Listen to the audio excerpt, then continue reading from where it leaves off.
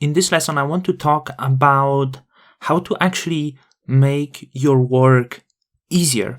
So you see we had this horrible panel over here that didn't look good at all, and we just have to remove it. But it was also a mistake of the photographer in some way, because photographer didn't do any other images that could help us to remove it or could help us to make the work a little bit easier.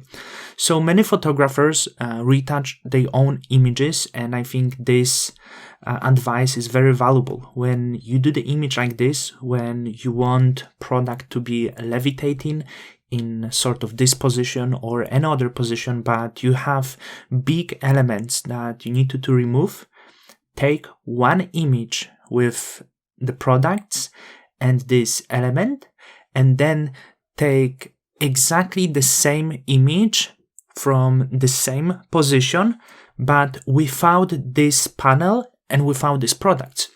So then we end up with two images, one image that would look exactly like this, and the other image that would have floor, the stones, and the background. And then we can easily extract the products. Then we can extract the shadows and just apply the products with the shadows to the clean image. And this is how you can save yourself a lot of work. So if you are a photographer, remember to take these backup images that can help you to save a lot of time and maybe deal with the problem by yourself. And if you are a retoucher in the close contact with photographer, you can always give the advice to do some backup images that could help you later with the future retouching.